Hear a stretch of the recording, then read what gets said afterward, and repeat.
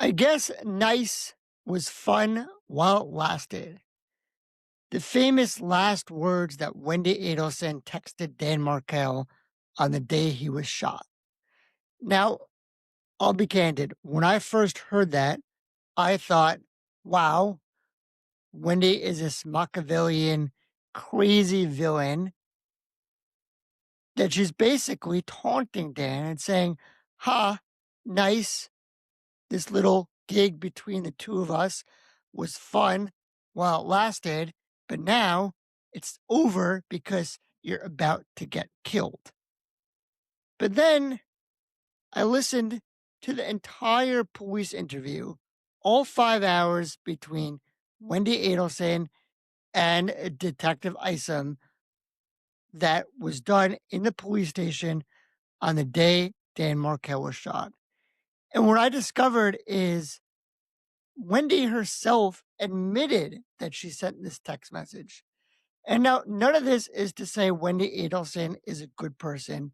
And a lot of people in the comments are going to um, tell me I'm a Wendi apologist and how dare I defend Wendi. I'm not defending Wendi, but it's important to understand the full context. And we're going to listen to it together. And you tell me in the comments, what do you think? Am I off base? Or is there perhaps a much more innocuous explanation for this text message that Wendi sent? And when we listen to it, I think it begins to help us understand the difficulty that the prosecution is having in trying to bring charges against Wendi Adelson. So let's have a listen.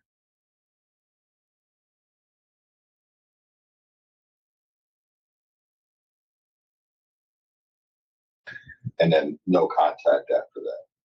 We had some texting contact. That's what I was saying, that my last contact wasn't very nice. I was saying, well, I wanted to pick them up at 3, and he was saying, well, you are only allowed them after 4:30. And I was like, well, what about last week? I picked them up at 5, and he said I was just being nice. And I said, I guess nice was fun while it lasted. So there you go. Now you've heard the whole clip between Wendi and Detective Isom regarding the text message exchange. Now, again, we have to assume that Wendi is being truthful with respect to the text messages that she had sent to Dan Markel. A, it's very easy to disprove whether or not she said it. And B, more fundamentally, if you listen again to the entire police interview, she voluntarily gave her cell phone, gave her device to the detectives. And when you listen to the full context, what's going on, there's an exchange between Wendi and Dan regarding picking up the kids. You have to remember, Wendi and Dan were in a bitter custody dispute. Wendi wanted to bring the kids back down to South Florida. Dan Markel wanted to stay in Tallahassee. So now they're in the middle of all this. They have to have some communications with each other because they're both parents and they're responsible for their children. So Wendi was saying, okay, I want to pick these kids up at, I think it was 3 o'clock. And Dan said, no, you can't come until 5:30 because that's what the agreement was in court. And then Wendi says, well, wait a minute. Earlier last week, you let me pick up the kids early at 3:30. And Dan responds, according to Wendi, oh, I was just being nice. So now Wendi is saying somewhat sarcastically, oh, okay, I guess nice was fun while it lasted.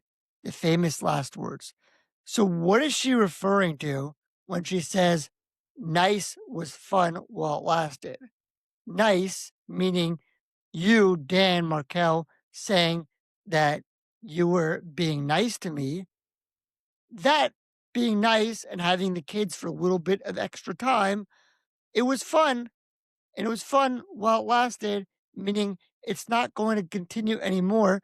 Not because I know that somebody's about to shoot you, But because you are telling me that you're not being nice to me anymore, and before you were being nice, and now you don't want to be nice, and you're sticking by the letter of the law, and according to that, the kids can only be picked up at 5:30 and not earlier.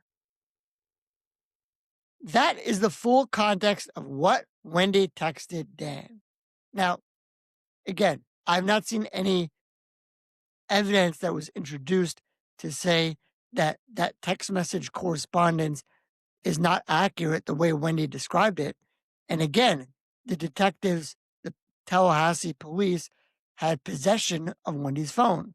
So they could easily disprove it and say, oh no, it's much more Machiavellian than that.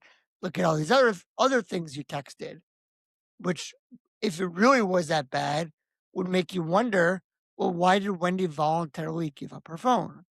So then you say, was it just a coincidence? Maybe.